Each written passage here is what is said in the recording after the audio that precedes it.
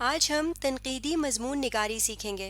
پچھلی ویڈیو میں ہم نے سیکھا تھا تنقیدی مضمون کیا ہوتا ہے، کن موضوعات پر تنقید کی جا سکتی ہے، پھر تنقیدی موضوع پر برین سٹارمنگ کیسے کرتے ہیں اور اس برین سٹارمنگ کی مدد سے تنقیدی مضمون کا خاکہ کیسے بناتے ہیں۔ خاکہ ہم ابھی بنا رہے تھے، 2 حصے ہم نے مکمل کر لیے تھے، تعارف اور نفس مضمون کا۔ آج ہم دیکھیں گے کہ کسی تنقیدی مضمون کا اختتام والا حصہ ہم کیسے لکھ سکتے ہیں، یعنی اس حصے کا خاکہ کیسے بنا سکتے ہیں۔ آپ جانتے ہیں کہ کسی بھی مضمون کے اختتام والے حصے میں ہم پورے مضمون کا خلاصہ لکھتے ہیں۔ آپ یہ بات بھی جانتے ہیں کہ خلاصہ لکھنے کے لیے ہم نے پورے مضمون میں جو اہم نکات لکھے ہوتے ہیں، جن اہم نکات کی ہم نے تفصیل دی ہوتی ہے، ان اہم نکات کو بھی ہم مختصر کر کے لکھتے ہیں۔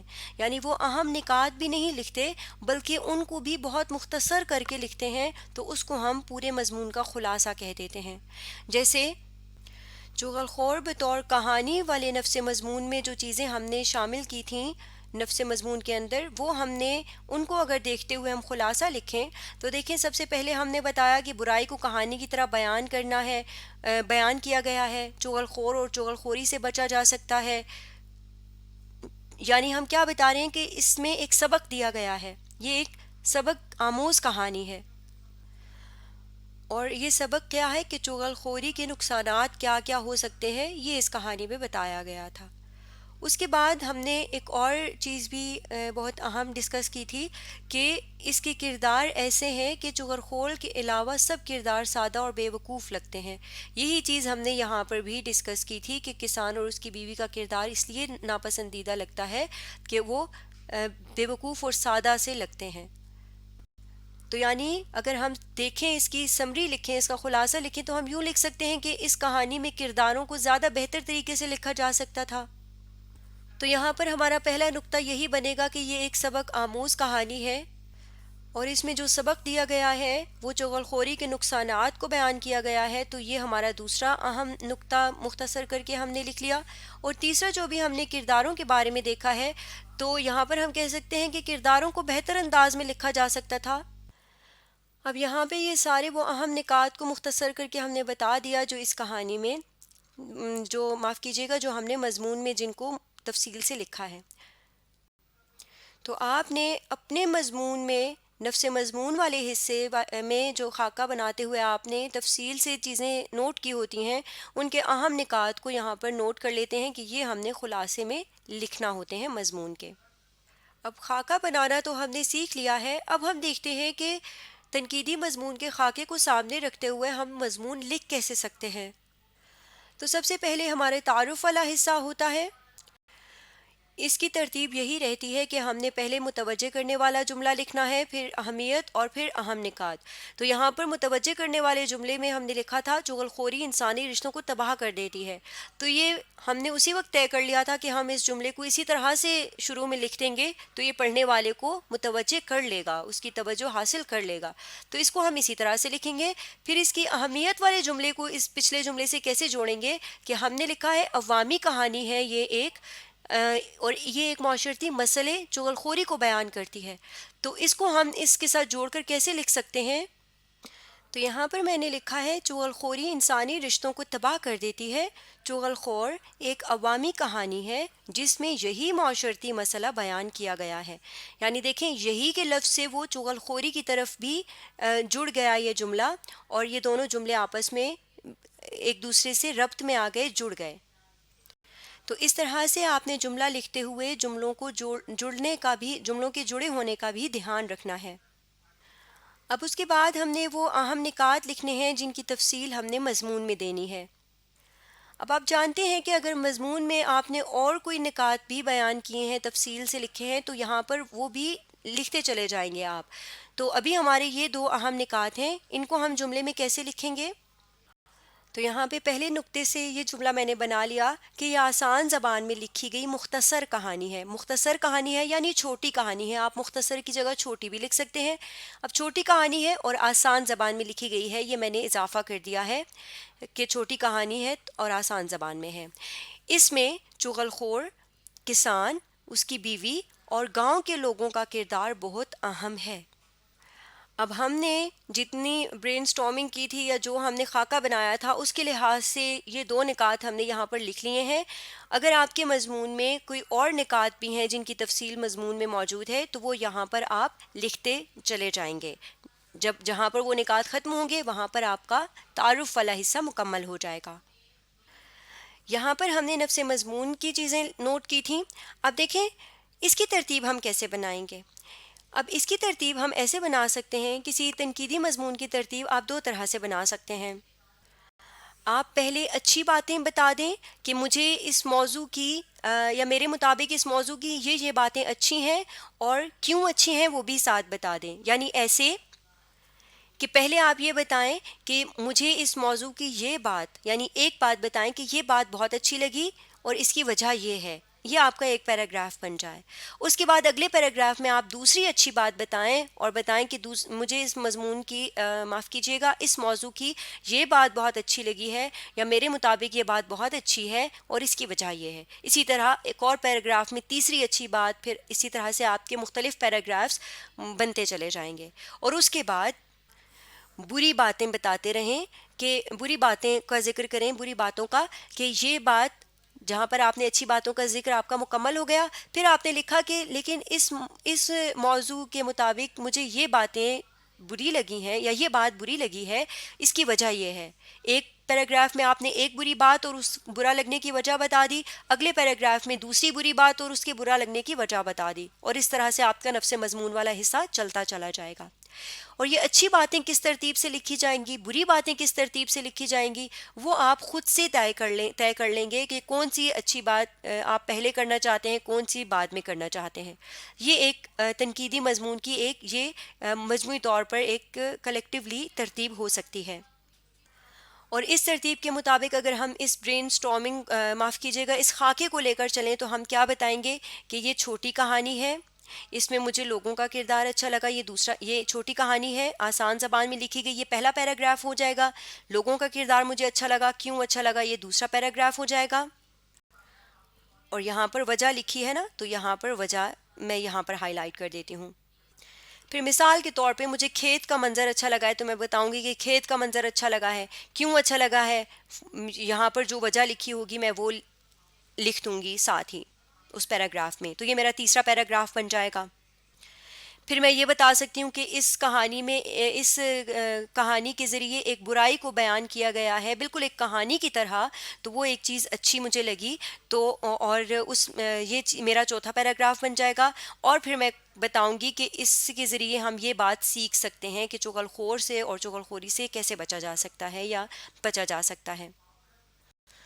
اور کیسے بچا جا سکتا ہے کہ دوسروں کی باتوں پر بغیر سوچے سمجھے اعتبار نہ کر کے. تو یہ پانچویں پیراگراف کے ساتھ ہی میں لکھ دوں گی. تو اس طرح سے میری ترتیب بنے گی کہانی کی. اب دیکھیں اس میں بھی دو چیزیں ہیں. ایک ہے کہانی کا موضوع، یعنی کیا کہا. موضوع کیا کہا یہی ہوتا ہے نا موضوع، یعنی کسی کہانی میں کیا کہا گیا ہے.